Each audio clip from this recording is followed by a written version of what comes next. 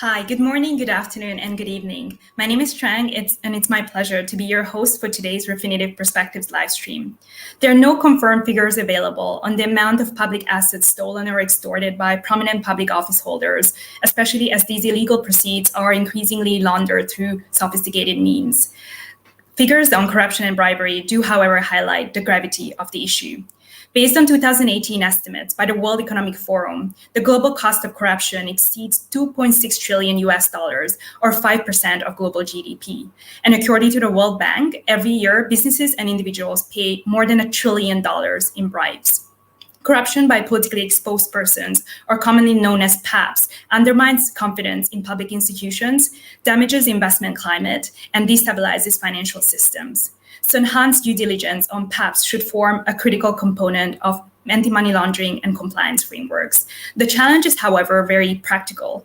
How do you design and implement a set of policies that allows you to identify and mitigate the financial crime risk associated with PEPs without undue impact on legitimate business? So these are some of the challenges and issues we'll be discussing today. And it's my greatest pleasure to introduce our expert panel of speakers: Radish Singh, partner at Deloitte; Ina Mackinnon, founder and CEO at Alba Compliance; and Michael Meadon, sales proposition leader for Risk APAC at Refinitiv. Welcome all. Hello. Thanks for having us. Thanks for having us. So I guess just for the benefit of those listening in who are not as familiar with financial crime terminology, I wanted to ask my first question of you, Radish, just to kind of go through some of the key terms we'll be using today. Well, I think, typically, let me start with this. And firstly, thanks, Trang and team for having me with you this afternoon. And of course, morning and evening for some of the audience that are joining in today. Now, when it comes to financial crime compliance, I think we have a myriad of issues that we're facing globally, right? And that's why you have the Financial Action Task Force that has been, that's been coming up with international standards that government, globally have been adopting, right? So one of the key issues arising from the work that's being done internationally by standard setters is the issue relating to politically exposed persons, or PEPs, as you mentioned, Trang, and you're right that the issue of corruption is a huge one. Now, we're not saying that when it comes to corruption, all the corruption is channeled to PEPs. There are other, means and ways and forms and people that are involved in corruption and bribery. But PEPs, when it comes to, financial crime compliance from an onboarding perspective, pose a significant risk to a financial institution that is onboarding that PEP. So that is the angle that we've often seen these issues. Now, we're not again saying that all PEPs are corrupt, right? And all PEPs are tainted. But what we're saying is that they're vulnerable to that risk, right? And when we look at, the data from Transparency International, for example, that's always a very good data point to also help us understand the countries that are very susceptible to bribery and corruption culture, right? Where there are issues, and therefore, if we are onboarding, PEPs from certain countries and certain jurisdictions, then we need to be aware of that risk and take that risk into account in considering the relationship with those PEPs. We're also not, I think globally this principle is very settled that we're not expecting banks to refuse doing business with PEPs, right? That's not the idea. The idea is about, again, economic inclusion. People have to have access to banking and finance, but at the same time, the risks need to be assessed, the risks need to be managed, and where there are issues, the legal obligation is, of course, to report, right? So generally, this is kind of, if I may kind of just set the scene, this is really, the baseline principles that we're working with. Thanks, Radish. And I think that delicate balance is a tough one to really meet for most financial institutions. I guess I wanted to turn to you, Mike, to really define what a politically exposed person is. I mean, we mentioned it a bit in the introduction, and what the key financial crime risks associated with PEPs are. Sure. And I mean, that in many ways is the million-dollar question. There is no single definition of who a PEP is. And in fact, one of the things we've observed in the last couple of years is a divergence between different regulators in different parts of the world about who they define a PEP as. Now, the underlying the substratum, as it were, of this regime that we currently have, this anti-money laundering regime that creates a preventative framework. And Radish made a really important point. There's no presumption that just because someone is a PEP that they have done anything wrong. It is preventative in nature, and all the guidance and the regulation and the laws are very clear on this point, that there's no presumption of wrongdoing by any PEP by virtue of them being a PEP. It's just that there are additional risks. Now, the substratum I referred to earlier is the UN Convention Against Corruption, which was ratified in 2005.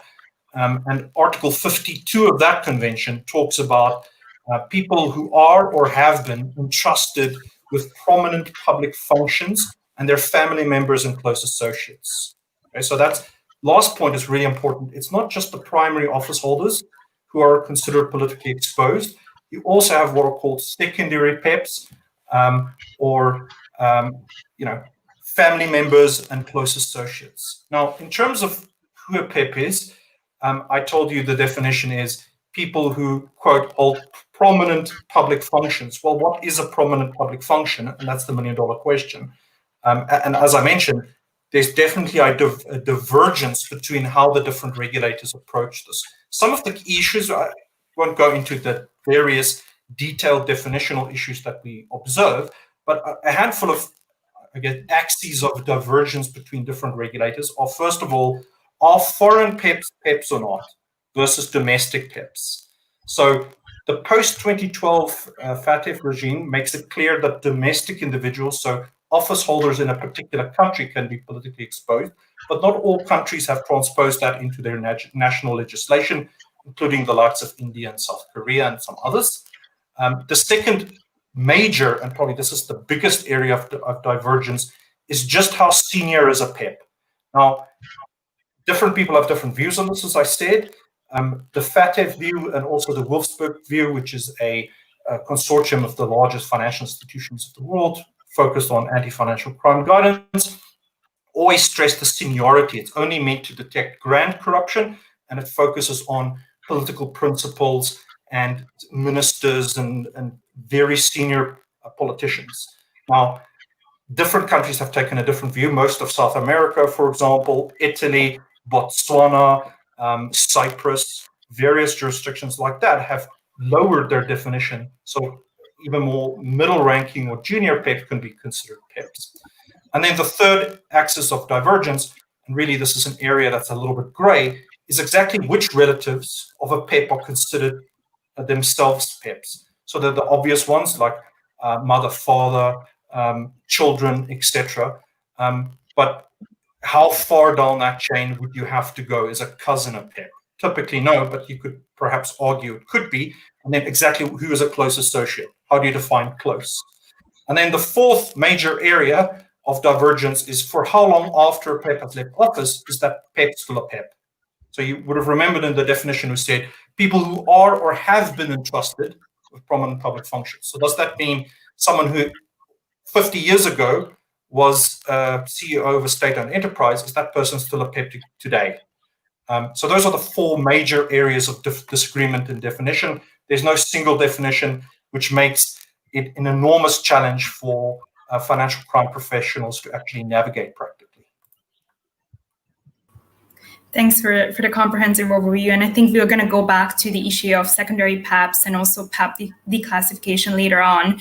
But my next question would be for you, Ina, knowing that there is this challenge around definition. How can companies really create a screening and risk assessment framework for PEPs? And is there such a thing as a low-risk PEP, or is that pretty much a contradiction in terms? Thank you, Trang. I think the risk-based approach, which is encouraged by the regulators and World Organization, that has to be central. And then you have to grade your risk level. As Mike rightly pointed, it's all about how you assess your risk, and it's based on your sector, based on your industry, what you're operating into, with type of customers you're approaching. So it's a, I would say, a graduation approach to the risk assessment must be adopted. And in compliance, we adopt four tenets of risk, level 1, which is a high risk, level 2, which is, some people put it medium high, or consider it just medium risk, level 3 and level 4. So level 1 is highest, and it's heads over states and governments. It also includes what type of jurisdiction it is, if it's highly corrupt or less transparent to the PEP list. Lots of factors have to be taken into consideration when you assess your PEP, and if it's what kind of control you have to implement to protect your financial institution. So media risk would be considered still with senior officials, senior military or law enforcement agencies.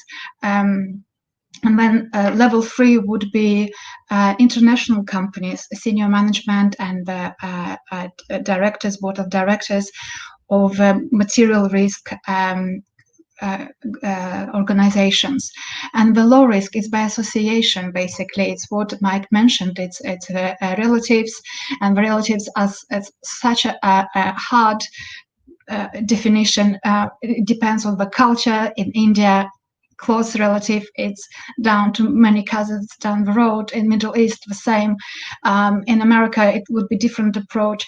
And then FATF is saying that a person by association is also known publicly available information of partners, which would be mistresses. It's not exactly legal relationship. So it's very difficult to kind of, box the level of risk. That's why everyone is, regulators are trying to focus on risk-based approach. And as I mentioned, there are many factors to look into. What type of industry? If it's financial sector, is the highest risk. If it's a military industry or transportation or construction, we have to look into the corruption and bribery factors as well, not just money laundering. So we have to be holistic when we assess. And there is no such thing as a perfect framework. First of all, everyone is saying, you have to be able to be clear. You have documented assessment criteria of identification and monitoring of your clients and third parties. So as we know, this framework doesn't apply only to customers. It goes to the third parties, your supply chain, especially now. In this pandemic, the supply chain AML assessment is paramount. Who you're dealing with. Thanks, Ina. Very comprehensive as well. And I think I just kind of wanted to drill down to the issue of geographic and geopolitical risk. And I know all of you have kind of mentioned it in your answer, and get your thoughts, Radish, on how that influences this really complicated risk assessment framework. I think Trang, like all of us have alluded to, I think the key thing is always about the risk that the jurisdiction itself would pose from corruption and bribery perspective, right? If that is one of the issues that we're discussing today, when it comes to the sort of the geographic presence of the PEP, right? So the more susceptible that jurisdiction is to corruption and bribery, the risk exponentially just goes up, right? So we're considering a PEP from that kind of a jurisdiction, then obviously it has to be enhanced due diligence, for example. We need to have additional measures in place to assess that risk. And today, regulators are asking for evidence of that risk assessment, how that assessment was done, how decisions were made around looking at the risk and coming to a decision on how to sort of position the PEP within the organization's risk appetite, and then making any onboarding decision, or when it comes to also post-onboarding, the periodic review element of it, as well as ongoing relationship with such individual, right? I think we're clear, as as all three of us have said, that look, if you're a PEP, it doesn't automatically mean that you are tainted, right? So we need to always work with that assumption, rather than expect the PEP to prove that he is not guilty, right? So that's not the way we want to deal with this. I think we internationally very clear about that. So it's really about, I think that the geographic risk today that we're talking about, there is a lot of data available, right? There's from OECD to Transparency International, also the views, Mike mentioned from Wolfsburg. We also have regulators, obviously, giving guidance on this, whether it is in in some of their notices, etc., or otherwise, right? In terms of how do we focus on certain jurisdictions that are susceptible to bribery and corruption, right? I think that is the key requirement. But having said that, once you've onboarded the PEP, it is also important to look at the activity. It's so important to look at their from behavioral perspective, from their profile perspective, the kind of transactions that they do. Does that give rise to any suspicion thereafter? So the party doesn't stop at the point after onboarding, right? If you've done all the risk assessment and you've onboarded the PEP, it doesn't really stop there, right? The ongoing obligation is something that we also need to be very cognizant of. And in our own review, we've seen data where we looked at certain accounts and transactions, and there were PEP involved, and the transactions itself gave rise to some questions, right? I wouldn't say suspicion at this stage, but some questions.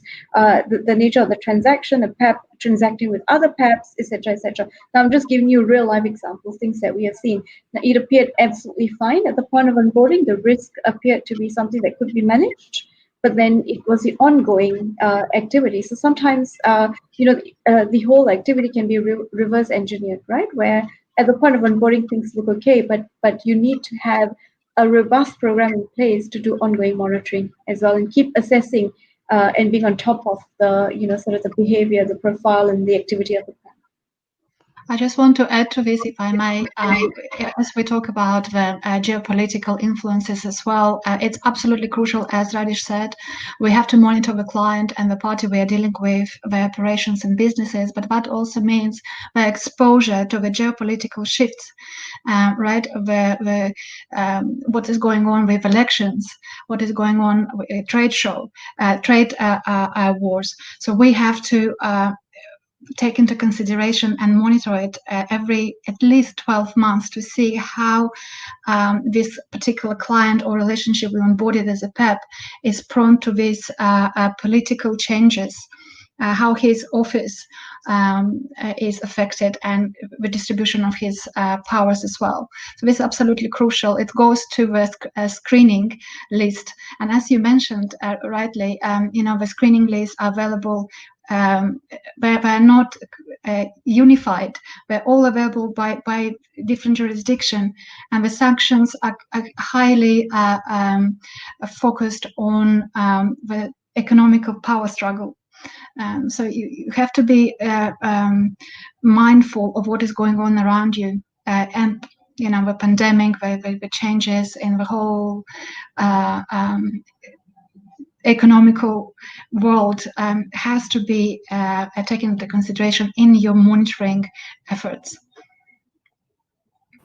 Thanks, and I think I'll come back to you both with regards to consistent due diligence frameworks, which goes beyond onboarding. But before that, I actually wanted to go back to Mike and really kind of tackle the issue of secondary PEPs, because again, the definition itself is very complicated and complex.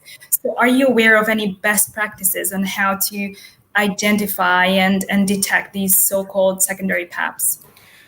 So Ina made reference to the process of screening. So I think screening is a critical control that anyone should have in place to detect PEPs. And when we say PEP detection, you need to know when you're doing business with a PEP. Now, if you think maybe naively, that would be easy, right? Because the PEPs you can think of tend to be very infamous or famous. The president of a particular country or the chancellor of Germany, everybody knows who that person is. The unremitting challenge of PEP identification, though, is once you combine what the regulations say, it suddenly becomes really challenging. Like, who is the daughter of the head of the armed forces of Panama? Who's the son of the finance minister of Japan? Right? These are not people who are household names. They are PEPs per the definitions. But you can't expect your frontline staff to be able to know, oh, this is the daughter of so-and-so, right? And that is what makes screening such an important control. Now, I'm a big believer in screening and the power and importance of screening, and not just because of what Refinitiv does. I've seen it work. But it's incredibly important to realize that when you're trying to identify PEPs to take multiple controls, and you have to implement several to get to your goal. So identification and self-declaration at KYC is a very important step. Screening is a very important step. And then one that we're seeing increasingly, it's perhaps not as common in the industry today, is trying to use transaction monitoring and transactional data to detect secondary PEPs in particular. Because if you've got two clients, one of whom you know is a PEP, they share a surname, and every month that one PEP gives the other PEP a small amount of money. Well, that's rather indicative of our parent-child relationship, right? And the key thing to understand about the controls is to understand that each one has certain limitations. So a major constraint on screening, which is where, again, that's where Refinitiv plays, so this is where I'll focus, is we rely on publicly available information to create databases of PEPs. Now, not all people who are PEPs, though, or secondary PEPs, are known to be such by publicly available information, reliable publicly available information. And I like Ina's example. The sexual partners of a PEP is considered a PEP per the legislation. Now, only a small subset of all the sexual partners of politically exposed persons that are happening today are actually known publicly. So there's some subset that nobody knows about. It's secret. And that is why it's so important to have multiple controls and use self-identification at KYC, to use screening, and also to use, where available and applicable, transactional data to try to detect further PEP relationships. And the final point I'll make is that there's both a statutory requirement of, the legislation will say X is a PEP. Normally it comes with a little bit of wriggle room with the risk-based approach, but different regulators, sometimes they give it with one hand and take it away with the other, because they'll say risk-based approach, but here's a list of PEPs, right? Or positions that are PEPs. It's also very important to consider inherent risk, because there's AML risk, so money laundering risk, to political exposure, even though that person is not a PEP. So the person might be a junior official at municipal level and fudging contracts and getting kickbacks. So that's still an anti-money laundering risk you want to take account of. The person might not be a PEP per the definition, but it's still a money laundering risk. So you need to look at it in multiple ways. From a statutory, these are the PEPs I'm required to do preventative due diligence on, first of all, and then secondly, what are my inherent risks? And that might be narrower or wider depending on the circumstances. Add to what Mike has said, one of the key things is that when it comes to screening, the screening capability that any financial institution, or anyone for that matter, is using must be from reliable source, right? And it has to be a reliable database, right, that you subscribe to. I think we've long gone, from ahead of the phase where you can say, look, I've done Google search and therefore it's okay. It's not okay any longer, right? Anywhere in the world. Believe me, there are countries where we've done some work, and this is what we get, where people say, oh, well, we just do Google search, right? I think that's just not acceptable, because that data will not be comprehensive, and you will invariably miss out on key risks, especially when it comes to PEPs or money laundering related issues, bad press, or whatever it is, right? I think reliable source is key. Thank you both. And I guess, again, your answers have already touched on what are the ideal steps of an optimal due diligence framework. But Ina, a lot of companies already have existing AML and compliance frameworks in place. What are some of the key additional controls that you need to put in place to really, I guess, safeguard against financial crime risks related to PEPs? I think as already was touched, we need to adopt a multiple factor identification assessment procedures, and the staff has to be trained and acknowledge that what is PEP, how is it to be dealt with, who is signing on the account, if it's onboarded, and if it's onboarded, what other controls are there. There's very difficult to convince that it's one size fits all framework which needs to be applied. It's all down to the size and purpose of these particular financial institutions. There are difficult decisions to be made. With compliance, it's never-ending process. There's never a perfect solution, unfortunately. We just have to work with what we have. And as Mike said, the screening is absolutely paramount. The quality of data has to be checked and double-checked, and has to be from multiple reliable sources. And then you have to take into consideration that, as probably you will agree, that we still don't have a clear definition of politically exposed entity. A lot of our clients are now onboarded, and it's not a person, it's an entity. So we still don't have a clear guidance how to define this entity, how to guard against this, risk we might have, which we can't even have a guidance how to define it. So it's all down to this particular firm to make this assessment. What they need to mind is just, it has to be very, very clear and reportable to the authorities. So it's the enhanced due diligence. Of course, there's many factors. What type of operations, which jurisdictions this PEP is having bank accounts, is this jurisdiction is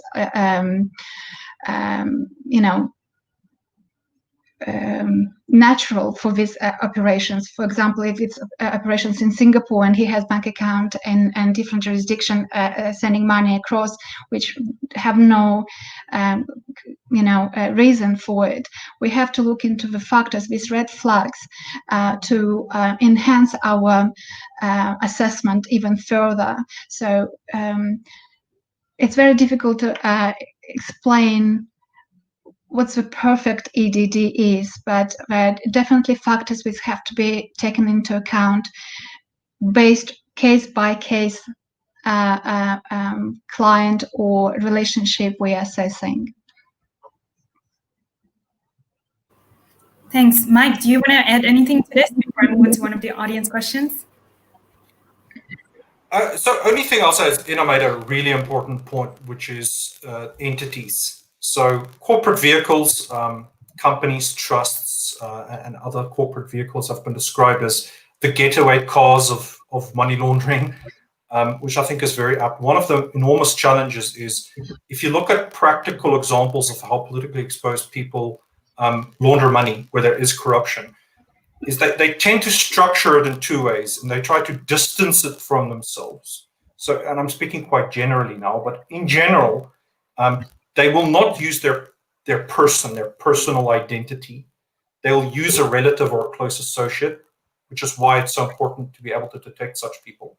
And secondly, they'll use a corporate vehicle to try to structure the transaction and try to hide who's actually behind the corporate vehicle. And that is why that is why beneficial ownership transparency is one of the foremost policy challenges in the world today.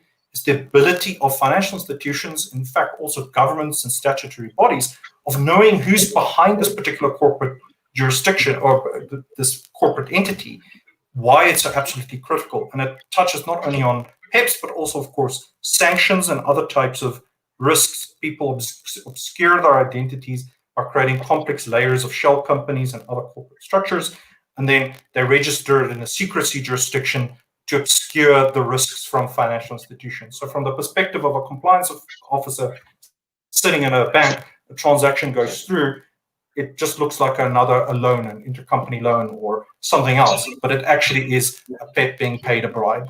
And that is why beneficial ownership transparency is so vital, and it's something we really almost as a species need to make progress on. Thanks, Mike. And I'm going to turn to one of the questions from the audience around low-risk PEPs, which, again, we've touched on briefly.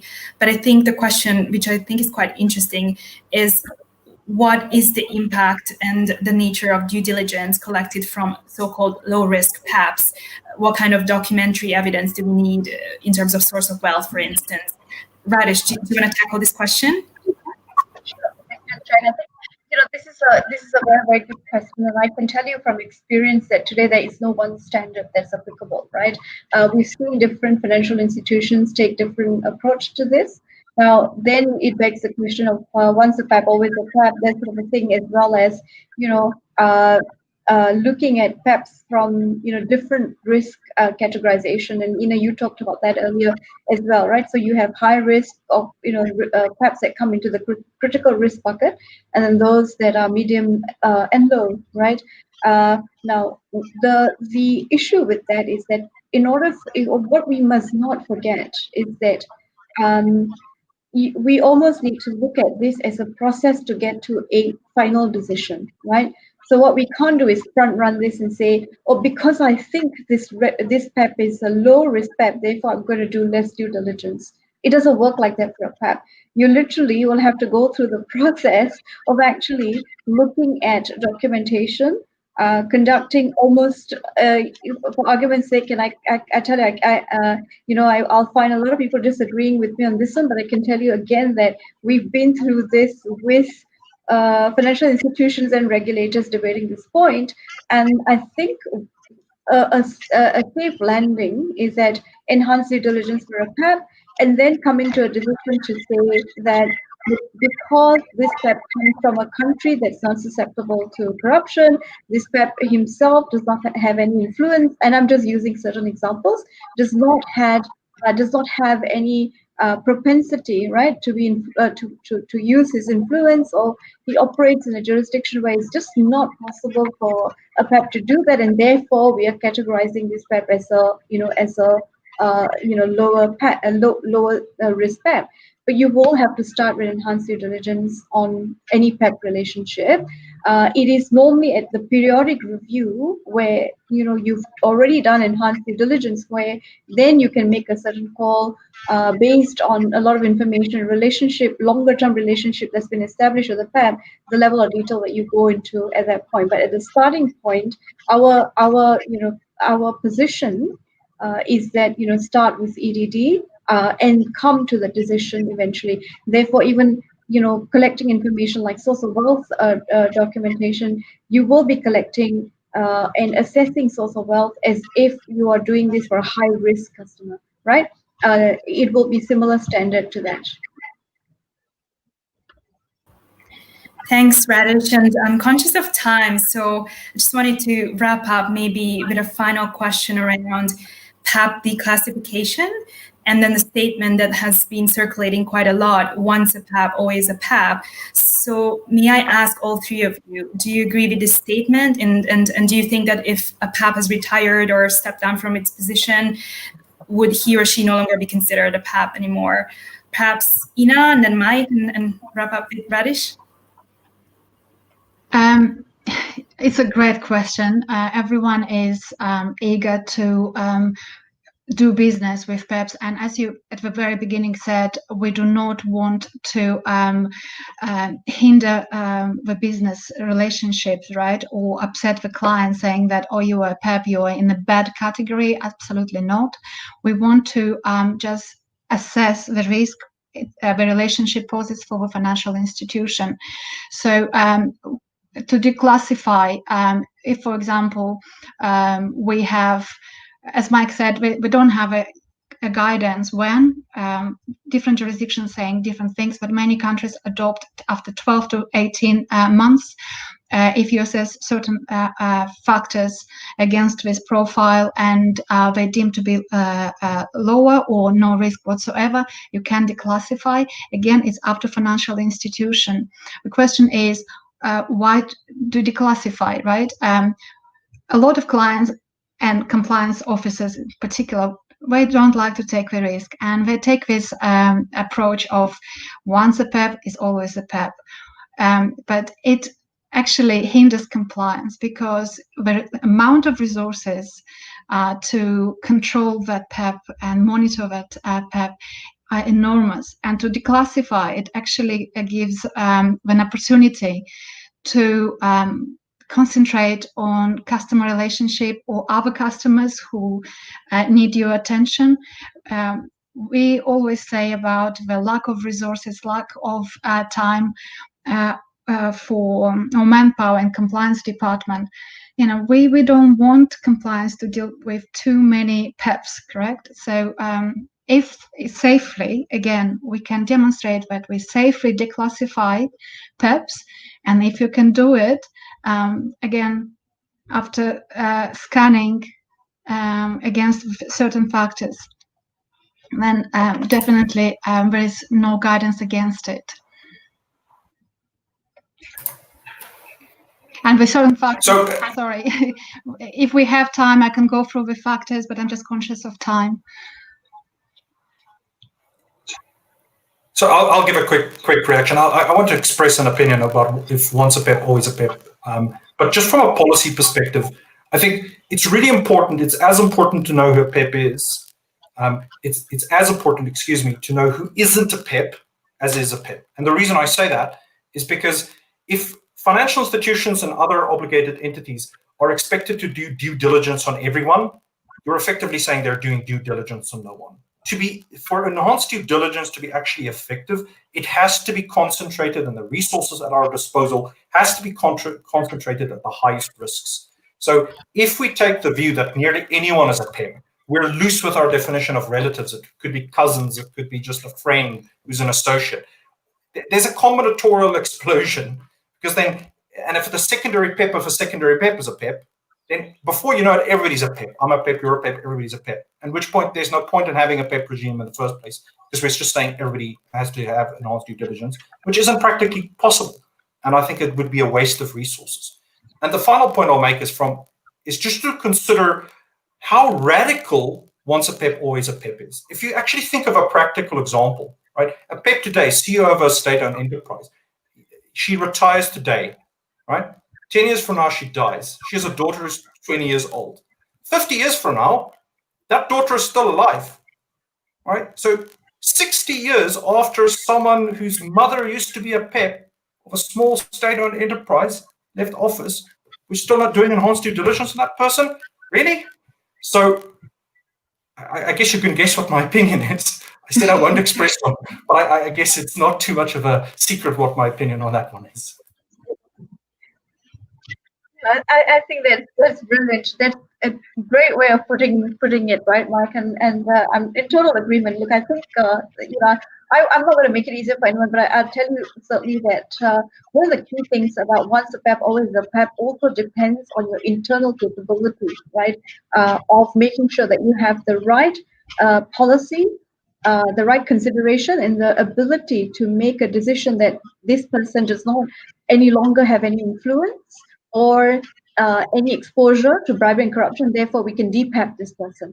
You must have that political will to go through that motion, right, and that risk consideration and assessment in order to come to that decision, and then being defensible, right, in terms of the program that's been put in place to look at that. Right, I personally, and this is my personal view, this is not a view of anyone that I represent or my organization. It's my view that once a PEP is not always a PEP, right? Because I again there, but having said that, I would caveat that goes with many conditions and considerations. In some countries, in some cultures, in some jurisdictions, once a PEP, always a PEP. And for generations, poor people, this entire family will be tainted and they will be PEPs. It's just because it's not that's the very fabric of the society that they kind of operate in. But in some countries, it's not true. And I'll give you an example, which is, for example, Singapore. I think that because our level of transparency and exposure to bribery and corruption is so low, it just doesn't make sense to have a PEP forever, and there are and PEPs that are by association, example, their family members, to be assessed as a PEP forever when they've left office for a long time. right? So that these are the kind of considerations that need to be put in place, but it really now depends on the political will of the organization to do this. And like Ina said, it's not taking the easy way out to say once a PEP, always a PEP, because that makes my life easier, right? Yeah, so I'll end there. Thanks so much. I think this is the perfect question to kind of end our discussion with. As usual, I am coming away with a ton of insights, but even more questions. So thank you so much, Radish, Ina, and Mike, for your time today. And I think I speak for everyone listening in that I really enjoyed our discussion. And as usual, I just wanted to remind everyone that we do have a couple of resources available to find out more. We have our due diligence snapshot reports, which you can access by scanning the QR code on screen or clicking on the link in the chat. And as usual, I encourage you to follow our social media channels, and I hope to see you at our next episode. Take care and goodbye.